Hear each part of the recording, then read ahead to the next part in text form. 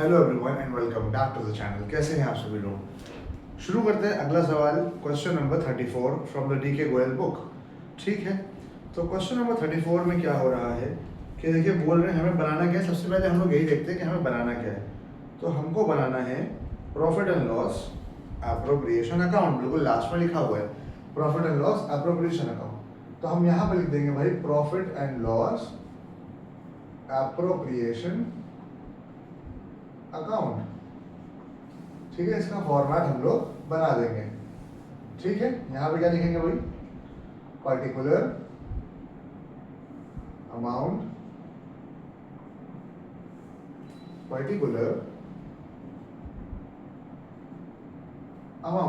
इस तरीके से हम लोग यहाँ पे लिख लेंगे। ठीक है भाई, चलिए शुरू करते हैं आगे। अब क्वेश्चन के अंदर इंस्ट्रक्शंस के हिसाब से हमें सबसे पहले क्या करना होता है, तो हमें सबसे पहले लिखना होता है इस साइड पे नेट प्रॉफिट। यहाँ पे क्या लिखेंगे, by profit and loss bracket में नेट प्रॉफिट। अब हमारा प्रॉफिट कितना है, तो हमने देखा कि यहाँ पे लिखा है 4,36,457। तो यहाँ लिख लिया हम 4,36,457।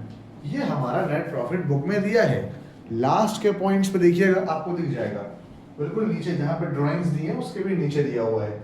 लेकिन एक बात लिखी है जो कि है हमारा फर्स्ट पॉइंट में बोल रहे हैं A is to receive rent of 45,000 rupees per annum. कि ए के प्रेमाइसेस को हमने यूज करा और उसके प्रेमाइसेस यूज करने की वजह से हम उसको 45,000 रुपये रेंट दे रहे हैं। अगर हम किसी को भी रेंट या किराया देंगे तो उससे हमारा प्रॉफिट कम हो जाएगा, इसीलिए हम इसमें से 45,000 रुपये को हटा देंगे, माइनस कर देंगे। तो अब जो बचेगा वो हमारा करेक्ट प्रॉफिट होगा। तो अब जो हमारा प्रॉफिट बचा वो है 3,91,457। ठीक है, हमारे प्रॉफिट में से हमने जो फर्स्ट पॉइंट पर रेंट दिया हुआ है उस रेंट को हटा दिया। क्यों? क्योंकि रेंट हमारा एप्रोप्रिएशन आउट ऑफ प्रॉफिट नहीं है, रेंट हमारा चार्ज अगेंस्ट प्रॉफिट है। प्रॉफिट हो चाहे ना, हमें किराया देना ही देना है, और जैसे ही हम किराया देंगे हमारा प्रॉफिट कम हो जाएगा। तो हमने माइनस कर दिया और माइनस करके यहाँ पे लिख दिया। ठीक है, अब सेकंड पॉइंट पढ़ते हैं। सेकंड पॉइंट में बोला गया है कि both the partners are to be allowed interest on capital.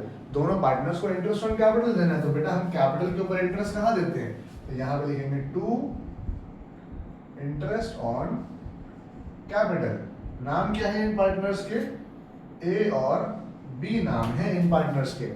Interest कितना बनेगा, तो लिखा है 11%। ए की कैपिटल कितनी है, 8 लाख। तो जो 8 लाख रुपए ए की कैपिटल है, इस 8 लाख रुपए का 11% दे देंगे, तो 11 8 88,000। इसी तरीके से बी की कैपिटल कितनी है, तो दूसरी लाइन में लिखा हुआ है कि 6 लाख रुपए कैपिटल है, तो 6 लाख रुपए का 11% इसको भी दे देंगे, तो ये हो जाएगा 11 6 66,000 रुपीज। ठीक है, आई होप यहाँ तक आपको बात समझ में आ गई होगी।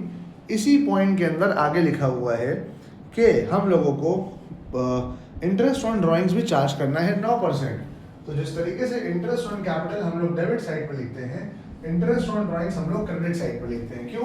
क्योंकि इंटरेस्ट ऑन ड्राइंग्स फर्म के लिए क्या है, फर्म के लिए इनकम है। जिसने पार्टनर ने कैपिटल लगाया, अब हम उसको इंटरेस्ट दे रहे हैं, ब्याज दे रहे हैं, फर्म का खर्चा हो रहा है, भले ही पार्टनर्स को मिल रहा है बट फर्म के पॉइंट ऑफ व्यू से खर्चा है। इसी तरीके से अगर किसी ने टाइम से पहले पैसे निकाला तो अब हम उससे इंटरेस्ट लेंगे तो फर्म की इनकम होगी। तो इसीलिए हम लोग यहाँ पे लिखते हैं बाय इंटरेस्ट ऑन ड्राइंग्स। ठीक है, पार्टनर का नाम क्या है, ए और बी। अगर हम ए की बात करें, अब ये पॉइंट समझने वाला है, ये मैंने बना लिया रफ कॉलम। ठीक है, और इसके अंदर ध्यान से देखिए, बोला गया है कि ए के बारे में लिखा गया है कि A withdraw 5,000 at the end of every month. Video को पॉज कीजिए, पहले ढूंढ लीजिए कहाँ पे लिखा हुआ है। थर्ड पॉइंट के जस्ट नीचे लिखा हुआ है कि ड्यूरिंग द ईयर ए ने निकाला 5,000 रुपए हर महीने। तो अगर ए ने निकाला 5,000 रुपए हर महीने, तो टोटल होते हैं 12 महीने, मतलब उसने कितने निकाले, तो 60,000 रुपए निकाला। 12 से मल्टीप्लाई कर लेंगे। अगर 60,000 रुपए निकाला, रेट ऑफ इंटरेस्ट दिया है 9%, तो यहाँ लिख देंगे 9%। और टाइम कितना दिया हुआ है, तो लिखा है eight the end of every month. और मैं आपको इससे पहले वाली वीडियो से भी बता चुका हूँ कि अगर eight the end of every month है तो 5.5 लिखा जाएगा। इसके पीछे का कॉन्सेप्ट क्या है ये मैं कई बार बता चुका हूँ, इस वीडियो में नहीं बताऊंगा। अगर आपको इससे पीछे का कॉन्सेप्ट देखना है तो पुरानी वीडियोस देखिए। 5.5 तो जब आप इसको कैलकुलेट करेंगे तो निकल के आएगा 2475। ये इंटरेस्ट ऑन ड्राइंग हो गया किसका, ए का, ठीक है। तो ए की इंटरेस्ट ऑन ड्राइंग कितनी हो गई 2475। अब हम बी की बात कर ले। यहाँ पे बी की इंटरेस्ट ऑन ड्राइंग्स हमको थोड़ा सा अलग तरीके से कैलकुलेट करना है। तो बी की इंटरेस्ट ऑन ड्राइंग्स के लिए हमें क्या करना पड़ेगा, देखिए लिखा है कि पहली बार निकाला 1 जुलाई को पहली बार निकाला 8,000 रुपए, उसके बाद सेकेंड टाइम निकाला 16,000 रुपए, उसके बाद थर्ड टाइम पैसे निकाले हैं 20,000 और चौथी बार भी 20,000 रुपए निकाला है। हर एक के ऊपर हमको कितने परसेंट चार्ज करना है इंटरेस्ट, 9% चार्ज करना है। तो हम यहाँ पे लिख देंगे 9%, यहाँ पे भी लिख देंगे 9% और यहाँ पे भी लिख देंगे 9%। ऐसा हमको इसलिए करना पड़ रहा है क्योंकि ए की कंडीशन में तो बोला गया था कि एक at the end of every month हर महीने एक सेम अमाउंट निकाला। अगर हर महीने एक सेम अमाउंट हमको निकालना हो तो हम सिंपली उसको मल्टीप्लाई करके लॉजिक लगा के निकाल लेते हैं। लेकिन अगर हर महीने अलग अलग अमाउंट हो तो उसके लिए हमें अलग अलग कैलकुलेट करना पड़ता है, ठीक है। तो हमें 9% चार्ज करना है इंटरेस्ट। बस बात ये है कि कब चार्ज करना है, मतलब कि अगर उसने 8,000 निकाला तो कब निकाला, तो 1 जुलाई को निकाला। तो 1 जुलाई से अगले साल जब तक साल खत्म नहीं होता 31 मार्च तक कितना टाइम बचा, तो 1 जुलाई से 31 मार्च तक बचे 9 मंथ्स। आप काउंट कर लीजिएगा। तो यहाँ पे इंटरेस्ट चार्ज करेंगे हम लोग सिर्फ और सिर्फ 9 महीने का, ठीक है। उसके बाद अगर उसने 16,000 रुपये निकाला है तो 16,000 रुपये कब निकाला है, 30 सितंबर को। अगर सितंबर के आखिरी दिन निकाला, सितंबर खत्म हो गया, अब अक्टूबर से जोड़ेंगे तो अक्टूबर, नवंबर, दिसंबर, जनवरी, फरवरी और मार्च, 6 महीने हो गए। तो यहाँ हम 6 महीने का इंटरेस्ट चार्ज करेंगे। उसके बाद थर्ड अगर 20,000 निकाला तो 1 दिसंबर को, तो दिसंबर, जनवरी, फरवरी, मार्च, 4 महीने हो गए। तो यहाँ पे लिखेंगे 4/12। उसके बाद जो लास्ट में निकाले हैं वो 28 फरवरी को है, तो फरवरी भी खत्म हो गया, मार्च 1 महीना रह गया, तो यहाँ पे 1 महीने का लगाएंगे।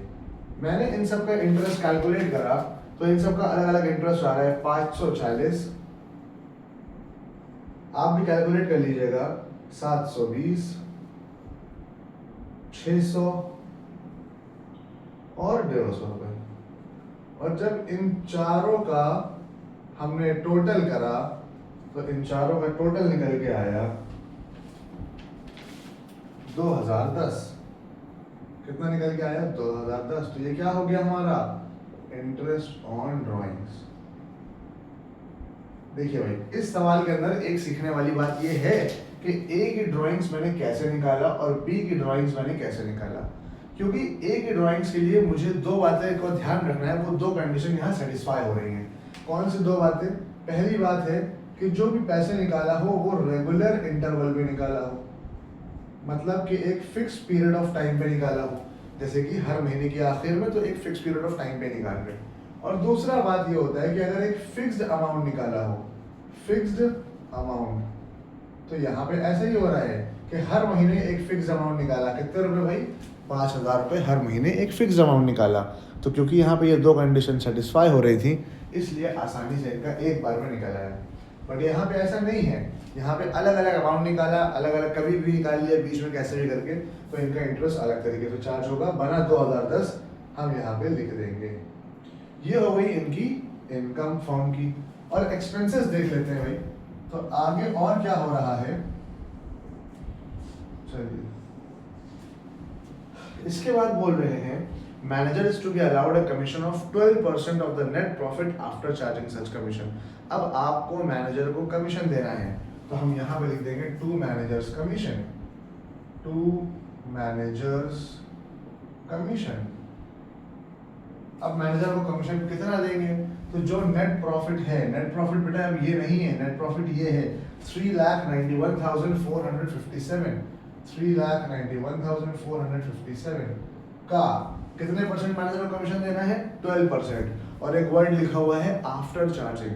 जब भी आफ्टर चार्जिंग सच कमीशन लिख के आ जाए तो जितने परसेंट आपको कमीशन देना है उतने ही परसेंट को नीचे, वैसे तो हम 12% के लिए 12/100 लिखते हैं, पर 100 में उतने ही परसेंट को या उतने ही नंबर को प्लस कर देंगे। तो 100 में जब 12 को प्लस कर देंगे तो 112 आ जाएगा। और जब इसको कैलकुलेट करेंगे आप तो ये निकल के आएगा 41942। ये आपका हो गया क्या, मैनेजर का कमीशन। ठीक है, उसके बाद नेक्स्ट पॉइंट में क्या बोला गया है, बस उसके बाद लिखा हुआ है कि हमें क्या करना है, profit and loss appropriation account complete करना है। तो अब देखते हैं फर्म की टोटल इनकम कितनी हुई। तो फर्म की टोटल इनकम हो गई, अगर इनको जोड़ें तो 3,95,942 ये हो गई फर्म की टोटल इनकम, सबको जोड़ के नेट प्रॉफिट और इंटरेस्ट ऑन ड्राइंग्स को जोड़ के ये इनकम हो गई। इनकम में से जब हमने एक्सपेंसेस को माइनस करा तो जो हमारा बचा वो हुआ डिविजिबल प्रॉफिट। क्या बचा, हमने इसको माइनस करा तो हमारा जो डिविजिबल प्रॉफिट है वो कैसे लिखते हैं, तो यहाँ पे लिखते हैं हम लोग to profit transfer to partners capital account, to profit transfer to partners capital account. और पार्टनर है कौन, ए और बी। तो प्रॉफिट बचा 2 लाख रुपए। कैसे आया 2 लाख, इसमें से इन तीनों को माइनस कर देंगे तो 2 लाख बचेगा। और जो ये 2 लाख रुपए बचे हैं इसको ये लोग आपस में बांट लेंगे। किस रेशियो में बांटेंगे, तो 5/8 और 3/8 के रेशियो में बांटेंगे। अब ये 5/8 और 3/8 कहाँ से आया, तो देखिए सवाल की शुरुआत में सेकेंड लाइन में लिखा हुआ है कि ये दोनों पार्टनर्स 5:3 के रेशियो में प्रॉफिट बांटेंगे। तो अगर 5 और 3 को प्लस करें तो कितना हो जाएगा, 8। तो इसीलिए हम दोनों के फ्रैक्शन में नीचे क्या लिख देंगे, 8 लिख देंगे। अब हमने इसको कैलकुलेट करा तो इसका आंसर निकल के आया 1,25,000 और 75,000 रुपए। अब टोटल करेंगे जब इन सब का तो सेम जो यहाँ था वही यहाँ पे भी आ जाएगा। आई होप आपको ये बात समझ में आई होगी। बहुत सिंपल सा सवाल था। 2 बातें जो हमें इसके अंदर सीखनी थी, वो एक तो पहला हमें इंटरेस्ट ऑन ड्राइंग्स अगर अलग अलग टाइम पे अलग अलग ड्राइंग्स करी हो तो कैसे इंटरेस्ट निकालते हैं। दूसरा पॉइंट के मैनेजर को commission after charging such commission के पॉइंट ऑफ व्यू से कैसे चार्ज करते हैं। और दूसरी बात करेक्ट नेट प्रॉफिट पे बच्चे गलती क्या करेंगे, ये समझेंगे जो ये बुक में दिया है 4,36,000 वाला ये नेट प्रॉफिट है, इसका 12% निकाल लेंगे। और जब 12% निकालने जाएंगे तो 12/100 कर लेंगे, 12/112 नहीं करेंगे। ठीक है, तो पहले इसका तो आपको क्या सीखना है कि जो भी प्रॉफिट दिया है उसमें से जो भी ऐसे खर्चे हैं 3-4 ही होते हैं, या तो आपका रेंट आ जाएगा, या तो आपका इंटरेस्ट ऑन लोन आ जाएगा, या कभी कभी मैनेजर कमीशन या फिर एम्प्लॉयज कमीशन आ जाएगी। ये अगर आप हटा देंगे तब बचेगा नेट प्रॉफिट असली। और असली नेट प्रॉफिट या रियल या करेक्टेड नेट प्रॉफिट का हमें देना होता है जितने परसेंट में लिखा है, 12% लिखा था, बट बोला गया था आफ्टर चार्जिंग, तो हमें उसी जितना भी ऊपर आपने नंबर लिखा है उसको नीचे 100 में प्लस करके लिखना होता है। एक पॉइंट ये हो गया सीखने वाला। बाकी आप लोग को प्रॉफिट्स निकालने आते ही है, टोटल इनकम में से टोटल एक्सपेंसेस को माइनस कर दो, जो बचेगा वो प्रॉफिट हो जाएगा। उस प्रॉफिट को उन पार्टनर्स के रेशियो में जो बुक में दिया है बांटते हैं। अगर कुछ भी नहीं लिखा है तो 2 लाख को इक्वली बांटते हैं, 1 लाख 1 लाख हो जाता। तो एक ड्राइंग्स की बात और एक मैनेजर कमीशन की बात। ये हो गया हमारा क्वेश्चन नंबर कितना है गाइस, 34 है। देख लेते हैं जो भी है थंबनेल पे लिख के आया होगा। ये क्वेश्चन हो गया सॉल्व। मिलते हैं नेक्स्ट वीडियो में। बेटा मैं आपसे बार बार कहता हूँ कि देखिए प्रैक्टिस बहुत इंपॉर्टेंट है, अपने आप से प्रैक्टिस कीजिए, वीडियो को पॉज करके आराम से देख लिया कीजिए। ठीक है, जहाँ पे भी आप फंसा कीजिए। अगर फिर भी डाउट है तो आप टाइम के साथ मुझे कमेंट सेक्शन में लिख दिया कीजिए कि सर इस टाइम पे क्या हुआ, मैं कमेंट सेक्शन में ही एक्सप्लेन कर दूंगा। और नहीं तो फिर व्हाट्सएप नंबर भी मैंने डिस्क्रिप्शन बॉक्स में दे रखा है, आप व्हाट्सएप के थ्रू मुझसे पूछ सकते हैं, उसका कोई चार्ज नहीं है, फ्री ऑफ कॉस्ट आप पूछ सकते हैं। तो अपने दोस्तों के साथ इन वीडियो को शेयर कीजिए जो भी डीके गोयल से पढ़ रहे हैं। बहुत सारे स्कूलों में अकाउंट्स की बुक डीके गोयल चल रही है, तो आईसीएससी की बुक के हिसाब से मैं क्वेश्चंस करा रहा हूँ। और मिलते हैं नेक्स्ट वीडियो में, तब तक बने रहिए, तैयारी करते रहिए। धन्यवाद।